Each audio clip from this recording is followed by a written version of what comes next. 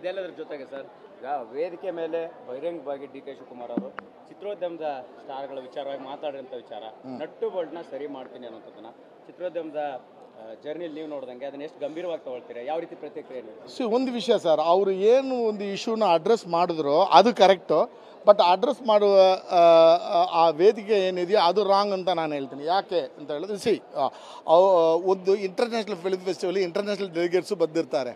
ಅದರಲ್ಲಿ ನಾವು ನಮ್ಮ ಒಂದು ಇಂಡಸ್ಟ್ರಿ ಬಗ್ಗೆ ಇರುವ ಲ್ಯಾಪ್ಸಸ್ನ ಓಪನ್ ಆಗಿ ಅಡ್ರೆಸ್ ಮಾಡೋದು ಖಂಡಿತವಾಗಿ ಸ್ವಲ್ಪ ಬೇಜಾರಾಯಿತು.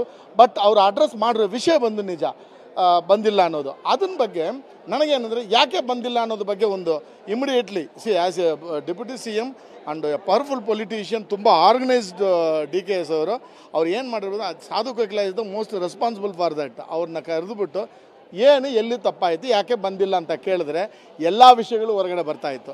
ದ ರೆಪ್ರೆಸೆಂಟೇಟಿವ್ ಅಂದರೆ ಯಾರು leader, Sadhu Kokila, film chamber, producer council, ಅಸೋಸಿಯೇಷನ್ನು, ಆರ್ಟಿಸ್ಟ್ ಅಸೋಸಿಯೇಷನ್ ಎಲ್ಲರನ್ನೂ ಕರೆದುಬಿಟ್ಟು ಯಾಕೆ ಬಂದಿಲ್ಲ ಅಂತ ಕೇಳಿದ್ರೆ ನಿಜ ಬಂದಿರೋದು ಸರ್. ಸಾಧು ಕೋಕಿಲ ಅವರು ಸೈಂಟಿಫಿಕ್ ಆಗಿ ಒಂದು ಪ್ರೋಟೋಕಾಲ್ ಪ್ರಕಾರ ಕರೆಕ್ಟಾಗಿ ಎಲ್ಲರನ್ನೂ ಇನ್ವೈಟ್ ಮಾಡಿಲ್ಲ ಅನ್ನೋದು. ಆಮೇಲೆ ಸಾಧು ಕೋಕಿಲ ಅವ್ರು ಹೇಳೋದ್ರಂತೆ ನಾವು ಹೆಂಗೆ 500 ಜನನ ಕರೆಯೋಕ್ಕಾಗುತ್ತೆ ಅಂತ. ನೀವೆಲ್ಲರೂ ನನ್ನ ಸೆಲೆಬ್ರಿಟಿ ಶೋಗೆ ಬರ್ತೀರಾ, 250 ಜನ ಬರ್ತಾರೆ. 250 ಜನ ನಾವು ಮನೆಗೆ ಹೋಗಿ ಕರೆಯಲ್ವೇ?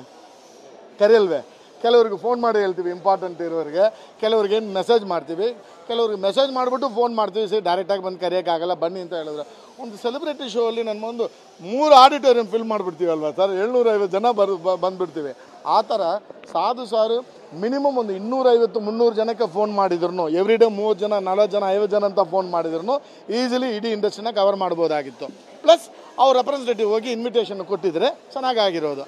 ಅದನ್ನು ಬಿಟ್ಬಿಟ್ಟು ಅದನ್ನು ಇನ್ವೈಟ್ ಮಾಡದೆ ನಾವು ಬಂದಿಲ್ಲ ಅಂತ ಆ್ಯಕ್ಟರ್ಸ್ ಮೇಲೆ ಬ್ಲೇಮ್ ಮಾಡೋದು ತಪ್ಪಾಗುತ್ತೆ ಸರ್. ಆ್ಯಕ್ಟರ್ಸ್ ಆಗಲಿ ಟೆಕ್ನಿಷಿಯನ್ಸ್ ಆಗಲಿ.